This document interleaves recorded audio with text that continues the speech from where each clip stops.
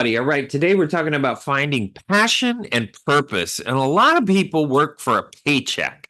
And the paycheck is really important, especially if you want to survive. There are, kids to feed, the rent to pay, your clothing, food, all that wonderful stuff. But everything is expensive, and having an income is really critical to survival.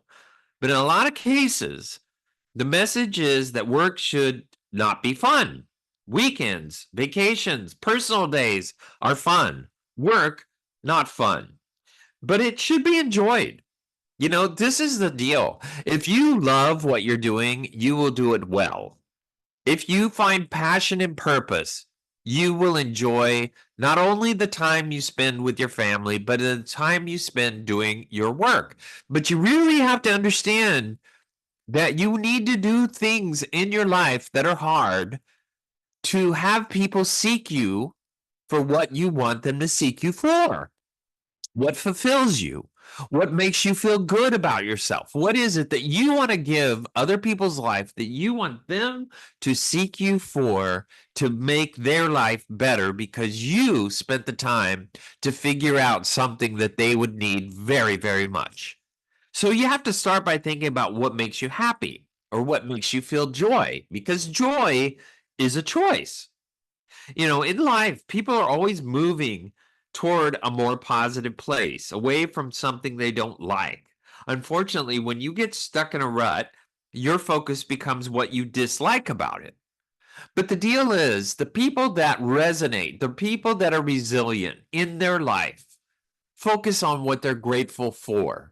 They do not focus on their failures. They do not focus on the things that people criticize them. They're not externally motivated. What they are motivated by is gratitude. People that are grateful are resilient. People that are grateful, if you are a Christian, are a better Christian or better at their faith. People that make it through life and that survive and that do well in life, people that are our leaders in life, are grateful people. The smiling face of your child being helpful to others or delivering a new idea or taking on a challenge or going somewhere you love to be. Figure out what makes you feel the most seen and the most accepted. And that is what's going to be the area in which your passion and purpose resides. And if you want to leave work to go to your favorite beach, maybe something about your life needs to have relaxation, needs to have a sense of peace, a sense of being able to have some clarity in your life. And what clarity means is what gives you peace. And what gives you peace is the ability to accept the unacceptable. To be in the middle of a terrible storm and feel at peace means that you are okay with the storm and you know how to navigate. This is what makes people thrive. People that can go into the middle of circumstances that are very difficult, but know that they themselves have a way of coping and a way of understanding and have solutions. Identifying your strengths and areas of opportunity are huge. Now, if you're a very young person, one of the greatest books that will help you is a book called What Color is Your Parachute? And What Color is Your Parachute is a basic answer, self-help book where you answer a lot of questions, which gives you a area of your life that you're probably going to find the most passion and the most purpose and the most effectiveness as far as your person and your skill sets. And if you're a young person, that's a very important book to read. It's updated every year because technology changes. It's been around for probably 30, 40 years or maybe longer than that. But what you want to understand is understanding your passion and purpose, understanding your value and what your value is to other people is a huge component of discovery. But the only way you are going to discover your personal value, your passion, your purpose is to live experientially, meaning you make a lot of mistakes and you experience a whole lot of things, and through that, you finally discover parts of yourself that you want people to seek you for. But that means that you have to have the courage to make the first choice. That doesn't mean it's going to be your last choice. So let's say you go to college and you study business, and then you walk out with a music degree or something weird like that. What that does is that means the first choice was actually the most important choice because it gave you the courage to go to college, and then college gave you the opportunity to see how many millions of options you had, narrow them down to something that is more specific about you, and then focus on that. If you start to take a course, let's say a teaching course, volunteer, pursuing a hobby, engage in part time work, funnel your passion and interest into another area outside of your job if you can't find satisfaction in your job, and that is going to help you try to find the outlet that you are most passionate about.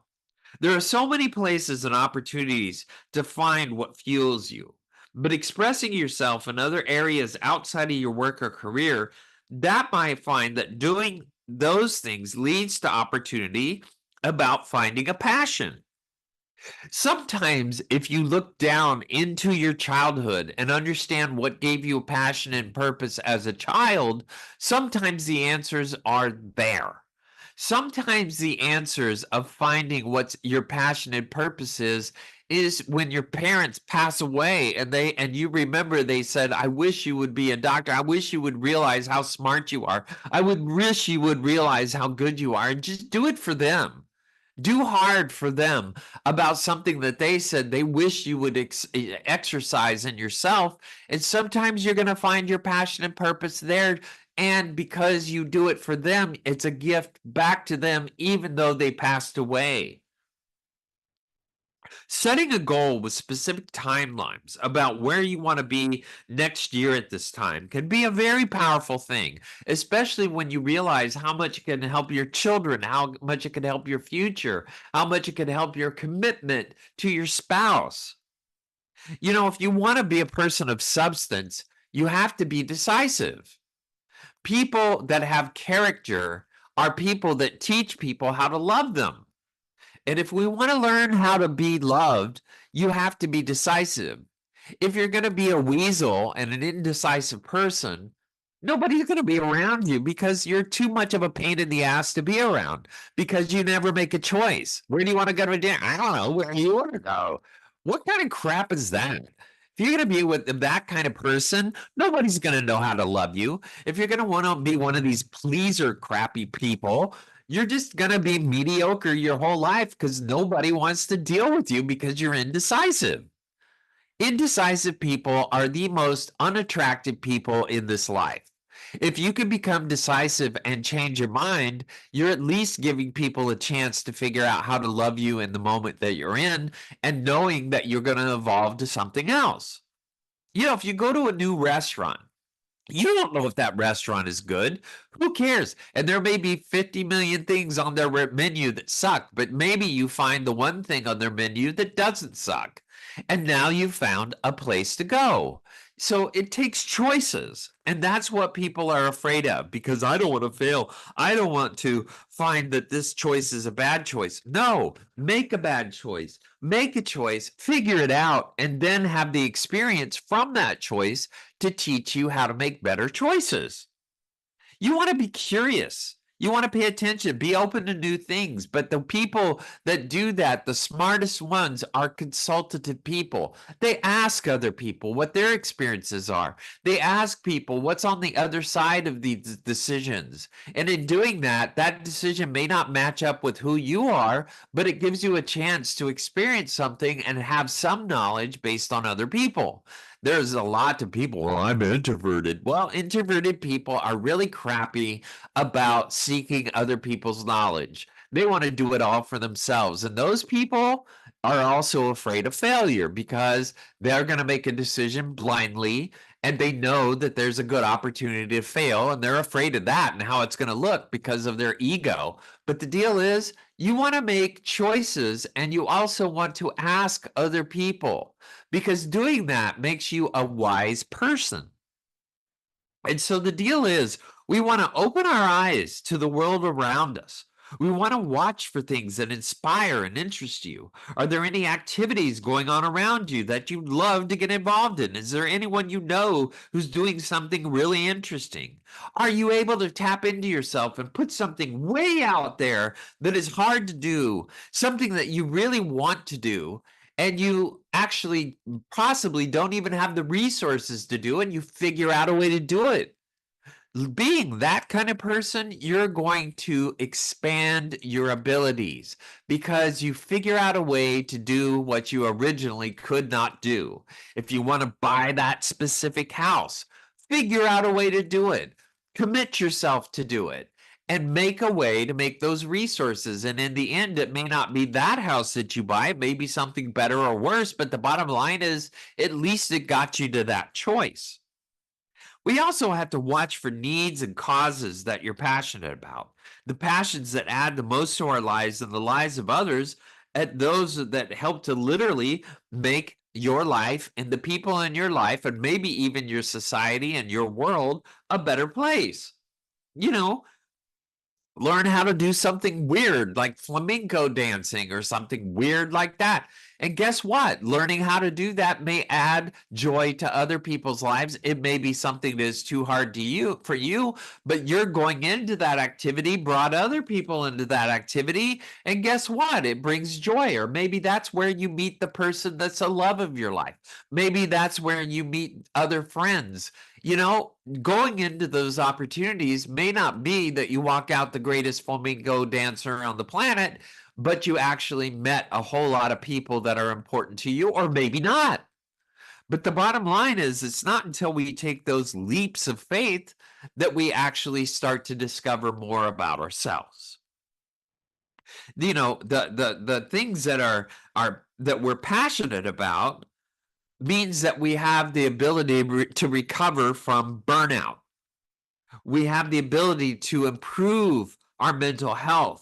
We have the ability to boost the overall quality of people's lives in a satisfying, purposeful pursuit. So let's say you want to become an attorney. If you become an attorney, figure out who are the people you want to seek you as an attorney and find joy in how you serve them rather than how much money you can make off of them. You also want to look back. So, for instance, if somebody is a family attorney, somebody that handles divorce, what can you do to make divorce a better experience for people so they can move on with their life? What can you actually do as a divorce attorney to make the real victims, the children, supported in a way that they can springboard into their life? What can you do to do damage control from what the court and some predatory attorney on the other side is going to do to damage your client? What can you do to protect them? You know, people that think like that are going to be a lot more successful than the person that's looking for the opportunity to do the most damage.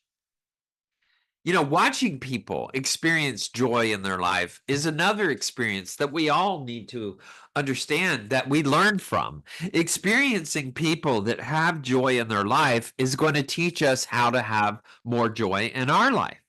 And there's a great emphasis on purpose, and it's also in literature and its benefits. And, you know, the guiding energies of giving our lives meaning. And what is meaning? Well, the meaning of life is derived from what you believe is important, and that comes from your soul. Your soul has a purpose on this planet. Your soul has a meaning on this planet. So some people may want to go on vacation and see the sights, and that's their meaning. The other people may want to go to lay on the beach, and that's their meaning. And so meanings are very personal. And when we discover each other's meanings, we want to respect each other's meanings rather than judge them. And that's what makes us better people, and better spouses, and better parents, and better friends, and better family members. All right, we're going to take a quick break and we'll come right back and talk more about passion and purpose. So come back.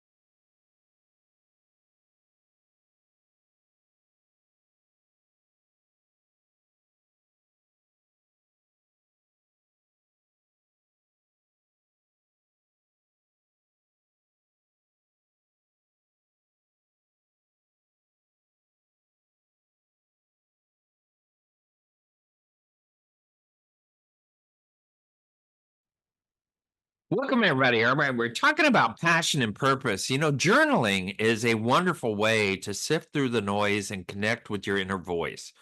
It helps you make sense of your experiences. And if you reflect on the right questions, you can uncover a whole lot of insights about what really matters to you and how you want to show up in the world. It also prompts a way to tap into your passions and purpose. One of the things of tapping into your passion and purpose is exploring your shoulds. If you think about all the things that you should be doing, whether it's related to your career, your relationships, your personal growth, then ask yourself which of these come from societal expectations and which come from your own desires. Because your own desires is where you want to land. It's not that there aren't things in our life that we have to do, like eating, cleaning up our home, taking care of our life, taking care of our children, working, paying bills. There are things that are obligatory to your life. But the thing about it is, the fuel to do all those things comes from desire. And we're often weighed down by shoulds that aren't actually ours. But what we want to put away is the importance of the things that we have to do to live. That means that we do those things because we do those things to get to our passions and purpose. We do the things like exercise to make our life healthier. We do the things like diet to make our life healthier. So when we do our passions and purpose, we do them in a way that we are healthy. You also want to uncover limiting beliefs. What stories have you told or told yourself about what's possible for you? How have these beliefs shaped your decisions, and which ones no longer serve you? Limiting beliefs can prevent us from pursuing our passions and living our purpose. Because the more of the narrative, oh, I am a terrible person, you are going to find a million ways to find evidence about how terrible of a person you really are. And you're going to get so good at telling yourself about what a terrible person you really are that you're going to forget the 99.5% of the rest of who you really are, which is not a terrible person. But you see, we have to prove ourselves so correct because our egos that we will focus on the 0.5% and find every bit of evidence to prove what a jerk we really are, or what a jerk other people are, which we're really good at that too. And you see, the deal is we devalue people by living in narratives. What you have to understand is we have to live consultatively in this life. If you want to be a wise person, do not think you have all the answers, and do not just Google.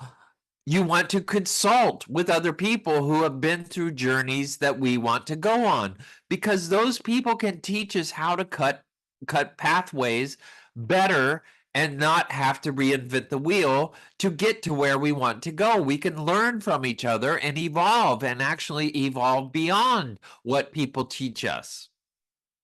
And so what's really important is that we want to get in front of discovering what our passions and purposes are. But you see, people who are mediocre, which is the vast majority of our population, do not understand what a will is. What a will is your desire to survive. And that means if you throw your fat butt into the middle of a jungle, would you figure out how to make it? A lot of people have no will because they've been patted on the butt by mommy and daddy, and they live in their nice little comfortable choices, and they smoke their pot and they drink their alcohol and they have their little friends groups, and they never decide what the hell they want to do with their life. They just want to live off other people and figure out how to exist. And there's a lot of those people, especially in Generation Z, which loves to live that way. But the deal is, eventually you're going to have to get off your butt and make a life. And if you're going to make a life, you probably want to find out what you're passionate about. And so the deal is, people have to tap into their will. Your will to survive is going to be related to your passion and purpose. And That is how a person makes it out of the jungle. And the minute that you figured out how to survive in this world, in an unsafe world, and made your life somewhat safe by figuring out how to survive, tapping into your will, what you're going to understand is that will is an unlimited resource. Unless you put all your self worth into your spouse or into your boss or into your job, because sometimes those relationships fail. And if you put all your self worth in those things externally instead of into yourself, which is your will, you're not going to make it. You're going to allow idiots to break your will. And so the deal is, if you want to survive in this life, if you want to find passion and purpose, you have to understand your self-worth has to derive from your ability to survive in this world. And your ability to survive and thrive in this world is going to come from that. And if you add a passion and purpose on top of your will, now you're really talking about a formula that's going to work. Your natural gifts, your passions, and your values are things that you're going to have to go internally into yourself and discover. And many of those things, as I said before, are going to be before you ran into the world and got corrupt by the world telling you what to do and actually discovered in your own personal childhood. Drivers don't have to be aimed at making a living or crafting a career or changing the world or being of service for the greater good. If you have a gift and a passion for painting and you value creativity, you can spend all your time painting alone in your room and never show your work to a soul and still have a life propelled by purpose. I know that because that's what I do in my spare time. I paint. And believe me, it is very therapeutic and it is very helpful, but it is not all my passions and purpose, but it sure as heck does give perspective on life. Gifts, passion, and values all coalesce around activities in which you find yourself spending the bulk of your time. Writing, relationship building, wellness, music, adventure, the appreciation of nature, the regular gratitude for precious and fleeting life. So, for instance, if I'm an old person and I have a young child, I have two young children, and my young children are counting on me to exist on this planet. So what I have to do is take care of myself. Do I like bike riding? No, but I hop on my Peloton and I've ridden around the world at least 4 times on my Peloton. But the bottom line is I get my butt up at the crack of dawn, way before everybody else, get on my Peloton. I might watch the news and I'd listen to maybe the Bible, or I listen to the books that I've never read that I always wanted to read, audiobooks. And I make that time productive. And what does it do? It makes my brain ready for the day. And what does that do? It makes it better for me to have to do counseling and shows and do shows like this and try to help other people. But you've got to understand, you've got to jump into life. You've got to do hard because hard makes your life easier. We need to also find passion and purpose in how we want to affect our spouse, our children, our life, our families, our legacy. All of these things are very important in this life. If you want to just sit there and waste your life, you have that opportunity to do that, especially nowadays that we have grocery stores and you can work at some stupid job and, mop the floors or do whatever the hell you got to do to make yourself feel better about yourself. But the deal is, if you're going to live life and it's just going to be living life, enjoy the fact that nobody's going to give a rat's ass if you're dead or alive. If you want people to give a rat's ass if you were dead or alive, you want to step out of your box and actually make your life an impact on others. That will be your legacy. That's what you want people to remember you for. And those are often things that you give out of your passion and purpose. People are remembered by their passion and purpose. That's why it is such a serious thing to have to discover in yourself. And it may be you have multiple passions and purpose. That's called a Renaissance person. The Renaissance was a period where people were a jack of all trades and a master of none. Some people are like that, but the deal is the things that you actually become really, really good at and start actually becoming much better than most other people, you are going to create an opportunity to help people's lives. The deeper purposes don't have singular strategies. A multitudes of them won't end if your work does. So, for instance, I had to study statistics in my doctorate. It was like a freaking worst subject on earth for me. It was a very difficult subject, but I decided, hey, I don't know where this is going to apply to counseling, but it's going to apply somewhere in this life. Well, what it did is it applied to learning how to do research, how to write a dissertation, how to do a whole lot of things. Statistics actually was a very important thing to applying, just making rational decisions and hedging your bets on what the possibly best decisions would be comes from statistics. And so, yes, I got, I graduated summa cum laude, which was a wonderful thing because I applied myself to statistics, figuring it's going to help my life somewhere. I didn't know where, but the bottom line is what it does is it propels your brain into a place by understanding that everything you learn is going to add up to something if you care. If you go to school, for instance, to be a therapist, why don't you go to school for your clients instead of yourself? Go to understand theories to figure out how to better help other people's lives. These are very important things to do instead of going to school for yourself. If you're going to become a plumber, don't become a plumber for yourself and your income. Become a plumber that's going to apply learning that's going to help other people's lives. What you love doing as a kid will help you. What you obsess with in this life will help you discover your passion, your purpose. If there's a way that you could actually remember being involved in something that where time just went away, that is going to teach you a whole lot.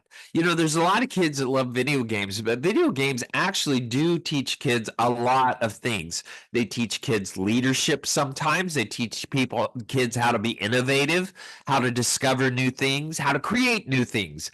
All of these things can be wonderful. How to be on a team, how to communicate respectfully, because kids can keep other kids in check. So video games can teach kids, hey, maybe you need to be an engineer. Hey, maybe you're an adventurer. Hey, maybe you're somebody that's really good at taking chances. Hey, maybe you're good at interacting with other people. It can teach a whole lot. We can take simple things that our kids obsess with, like video games, and help them apply that to their lives. Losing yourself in an activity is a flow, and that flow is what you want to tap into, because that's how you want to conduct every day of your life. You want to have a flow, and you want to understand that the hard things that you do in your life have a flow to them. But to have a flow to them, other people have to see value in what you're delivering and have to want you for that things. And then you have to have the mentality to actually be fully present with them, which means that you're not sitting around developing a narrative or a fear about what you have. What you're doing is figuring out how to apply it to their life, how to understand people are seeking me for this, not from an egotistical perspective, but how can I, with what I have, help this person? And people that actually can be that present are going to be people that are very, very impactful in this life. And you also want to start small and keep it fun. The last thing you need is more pressure. Pick something you really love to do. Make time for it in your life, whether you can manage it or not. If you love to cook, become a better cook and teach people how to cook. If you want to create an experience like a restaurant, create a restaurant. If you want to have an imaginary restaurant, create an imaginary restaurant in your mind, but create it and see what happens and see where it leads you.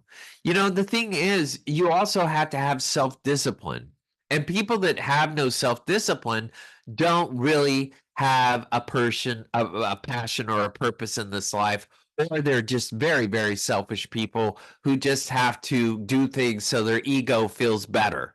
There's a lot of people that'll do a diet for 5 days and then they'll blow it because they have no self-discipline. If you're going to have no self-discipline, you're going to live a life where you're going to be very disappointed and have a hard time trusting yourself.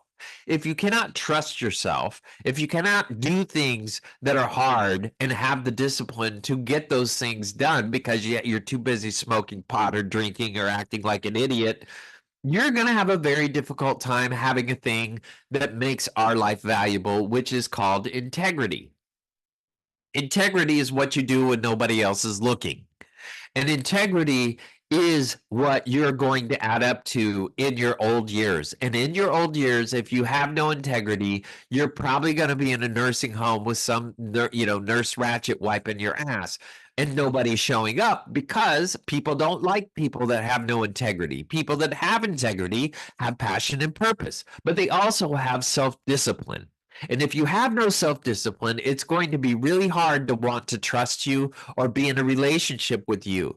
And so, people that develop a relationship with themselves where they begin to learn how to trust themselves and do hard things and complete what they promise and show up when they're supposed to and respect other people, those people are going to have a life that's much richer. Even if they don't have a ton of money, they have a much richer life. For many of us, the pandemic illuminated our true priorities. We discovered that maybe that job that we're working is not the job that we want to be in for the rest of our life. Maybe we discovered, hey, maybe I'm a real shit to live with. Maybe I'm a terrible parent. Maybe I'm a terrible person. Maybe I'm a terrible spouse. Maybe I like, pornography too much. Maybe I like drinking too much because a lot of people, and that teaches you a lot about yourself. But teaching yourself about the negative things about yourself can also teach you a lot of good things about yourself when you work your way out of it and you discover, I don't want to make my life about these things. A life and your work start to return a new normal. If you're going to be a parent, if you're going to set an example for your child to be mediocre, they probably will be mediocre.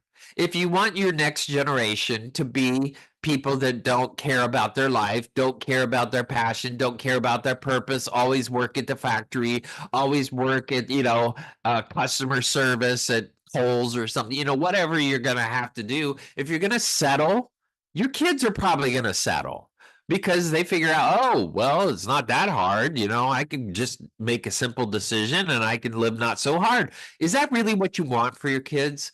Or do you want them to tap into their soul, their passions, their purpose? And you have to remember the next generation is watching you. All right, we're going to take another break and we're going to come back and talk more about how to incorporate passion and purpose and discover that in your life. So come back.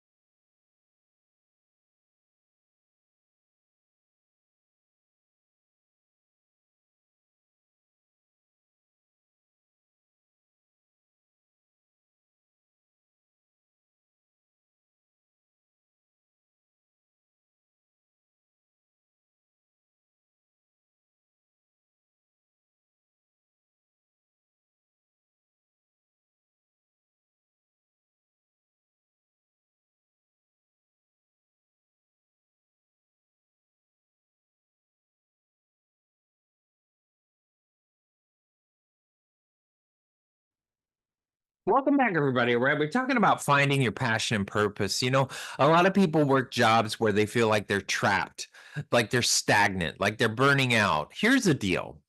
You need to understand that your job is also about other people. And your job may be you're managing or on a team, and it may be that your job right now is to change your attitude and to be an example to others of how to find joy in what you're doing rather than making yourself out to be a victim. You also want to think about what does what I do serve, how does it serve other people? And how can it serve the people that are doing the job? Because finding a way to make joy in what you do and find purpose in what you do is half, if not three-fourths, of what you have to accomplish when you're working a job that you're just doing it for the money. The other thing is what is this job buying me? Is it buying my child a chance to have a private school education? Is it buying my kids a chance to live a life that I wasn't able to live? Is it buying us options about what we can do for vacation? What is it buying us? What is it buying you? And you have to remember that it is buying you something. And on the other side of your choices of that job, there is joy on the other side of it. You want to also describe your ideal day from start to finish. Where are you? What are you doing? What are you with? How do you feel? These are very important things. We have to create a visualization of how we connect with the world. Create ways to give back to yourself.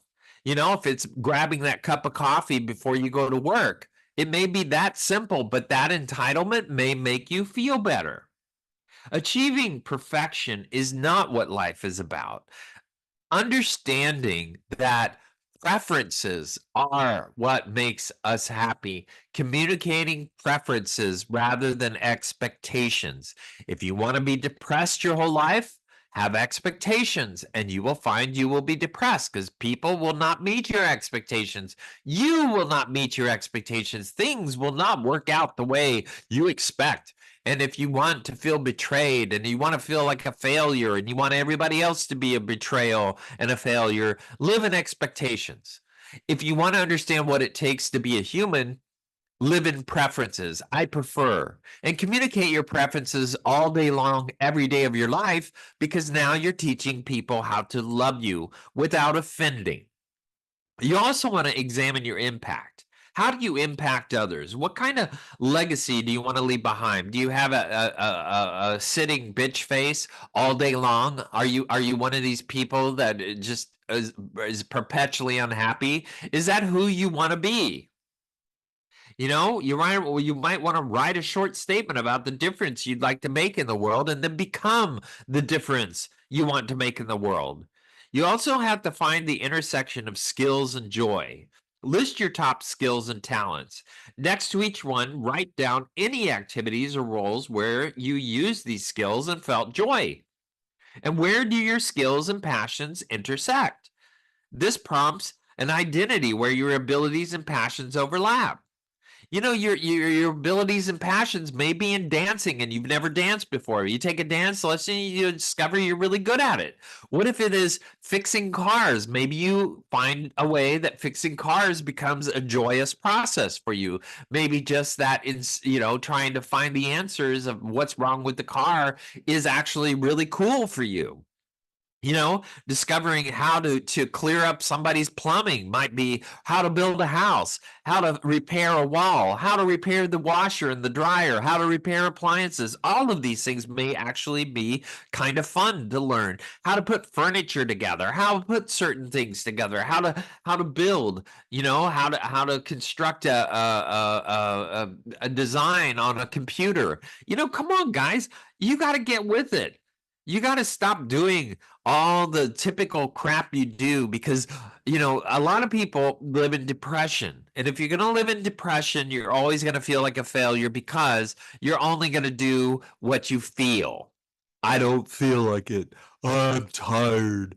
Okay, well, that's going to probably buy you a lot of lost relationships and a divorce and a lack of relationships with your own children. If you want to live with this, I don't feel like it person, the little victim who worked so hard that day that they deserve to sit on their ass for 5 hours and watch Fox News or whatever the hell you watch, come on, get off your butt. Stop doing what you feel. Do what you think and then see how you feel. Do what you need to do to go out and experience life. Put yourself into places where you have to take leaps of faith and experience life in all of its flavors.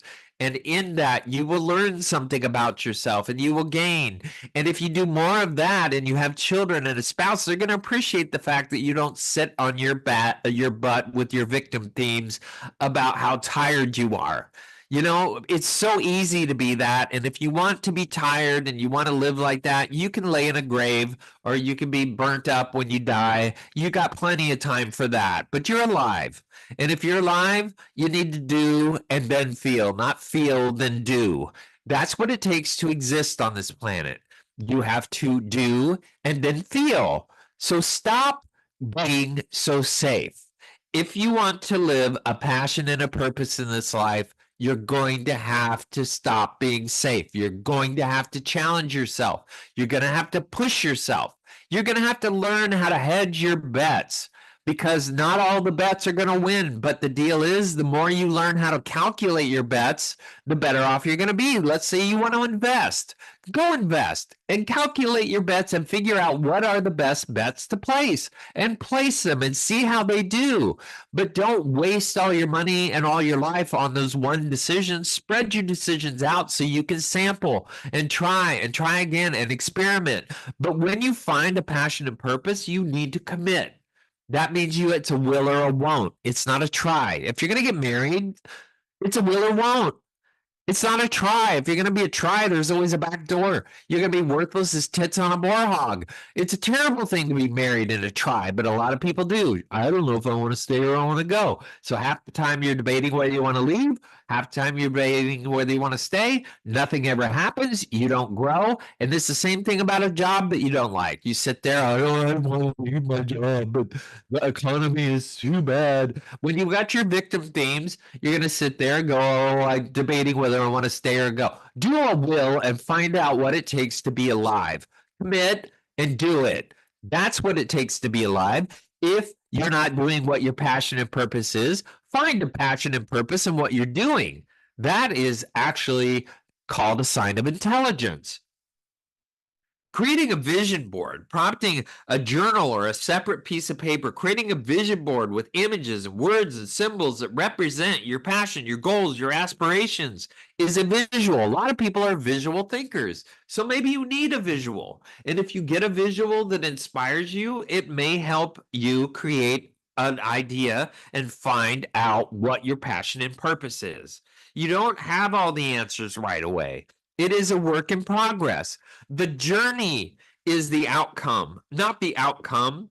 But people are so impatient these days and want everything laid out for them.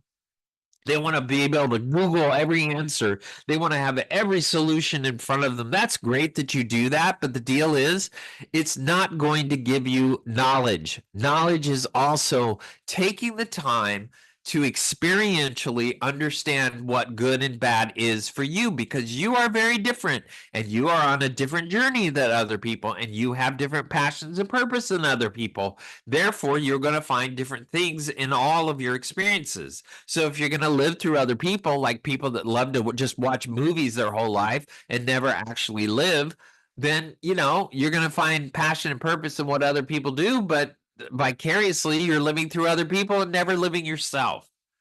I don't know how many people are going to be remembered for how many movies they watched. That's kind of a sad thing. It's not sad to watch movies. That's an experience. It's a good experience and it can be a memory, but do you have to make it your whole freaking life? While hardship can lead to purpose too, bad things can open up a lot of learning. It's called testimony. Testimony is when bad things happen, what did you learn from it, and how can you help other people from what you sacrificed and what you learned? These kind of experiences give us gifts.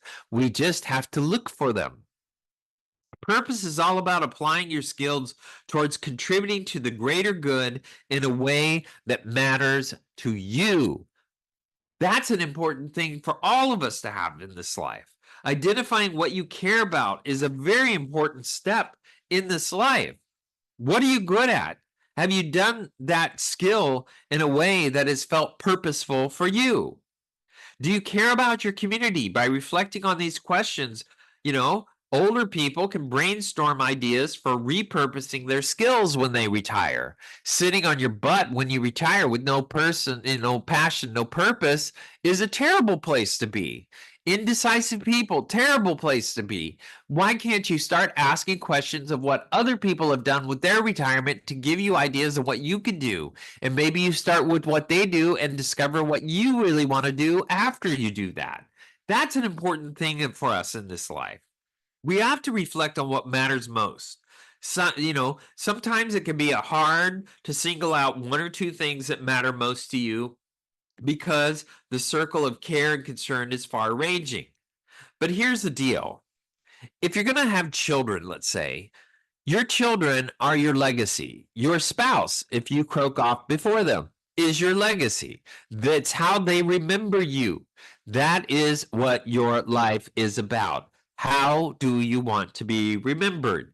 And we all have to think about that. So if you're going to be a mediocre person, meandering through life, complaining about everything, and just staring at all the terrible things other people do and all your wonderful judgments, if you would have run the world, it would have been this way. That's not going to help you. Participate. Get off your butt. If you're mad about politics, get into politics. If you're mad about the wokey wokies, go into dealing with the wokey wokies. You have got to play a better role in life.